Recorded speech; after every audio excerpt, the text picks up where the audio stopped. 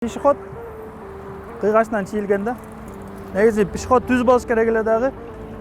Могу стоп линияны көрүп атасызбы? Ошол пешеходдон 3 метр бияка кетет. Мисалы, могу жерден карасаңыз, мынакей пешеход тиги стоп линия 3 метр нары жакта турат. Анан машина токтогондо көрүсүзбү? Анан бияка нары бурулса дагы ал стоп линияны тебелебейт. Бардык штрафтар туура жазылып атабы, канчалык ошол ар бир линиялар кандай чийилип атат, перекресттуктар кандай болуп атат, ошол эми баягы качество менен ошол эмеге көңүл буруп баштадык да. Мисалы, элестетип көрсөңүздөр, шаарда бир жолдун кесилишинде бир чоң яма болсо, машинанын бардыгы ошол линияны кесип айланып өтүшөт да. Активист Кубан Садыров айдоочулардын укугун коргоп келет. Ал азыр коопсуз шаар долбоорундагы кемчиликтер менен күрөшүүдө. Биздин операторлор, ошо веган операторлору настройкаларын туура мезгилде коюп, штрафтын санын көбөйтүп атат да азырчы. Менде көп WhatsApp'тан да жазышкан жерим бар, сүйлөшкөндөрүм да бар. Мына технический книжкаларын бизде электронный варианттары да жайнап жатат. Эч кандай технический условияларын ошол эле трёхножкалар, ошол эле аппараттар өзүнүн книжкасында берген условияларын сактабай, штрафтарды жазып берип атат азырчы.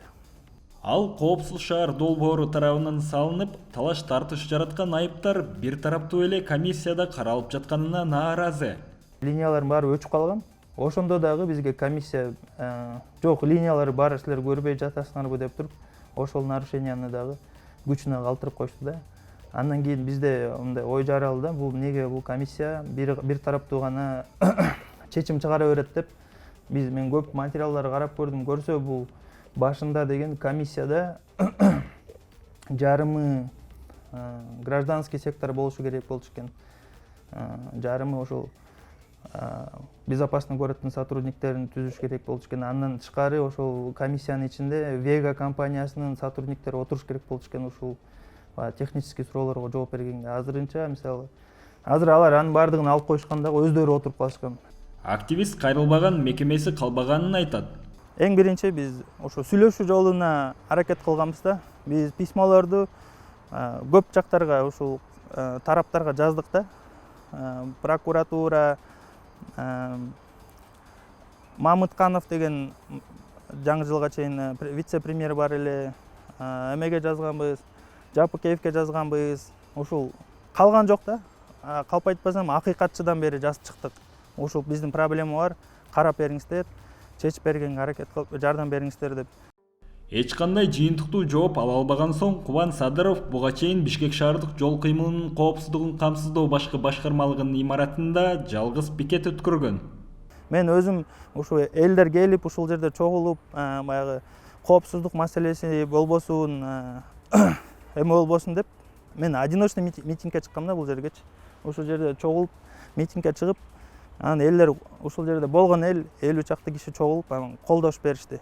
Кел, тура кылып атасың депчи. Анан ошол мен заявление жазып, дагы деле ошол стол боюнча чогулуп сүйлөшөлү деген боюнча заявление жазып, анан ушул жерде элдердин колу менен кошуп туруп, өздөрүнө тапшырып бергем да. Андан бери 15 күн ичинде жообу чыгыш керек эле. Кечээ күнү жообу чыкты дагы. Мага телефондон эле сурадым, кандай жооп болду десем, сиздер башка мамлекеттик структурага кайрылыңыздар, ГКИСке кайрылыңыздар деп койду да. Кубан мырза Кыргызстанда биздин укуктарыбыз корголуп, кесипкөй милиция болушу керек деген пикирде. Бул Кыргызстанда биздин укуктарыбыз корголушу керек да. Баягындай штраф жазып койгоп эле төлөгөнгө мажбурлай берген бул ошол милицияга өтө аброй алып келбейт да.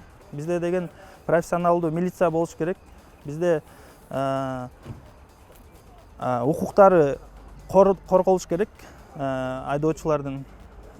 Бизге окшогон ушул автоюристтер мен ойлойм, ушул Кыргызстандын 7 дубанында пайда болуш керек дагы, ушул айдоочулардын укуктарын коргой турган эмелер да көбөйүш керек. Андан тышкары да ушул айдоочулар өздөрүнүн укуктарын дагы жакшы билиши керек.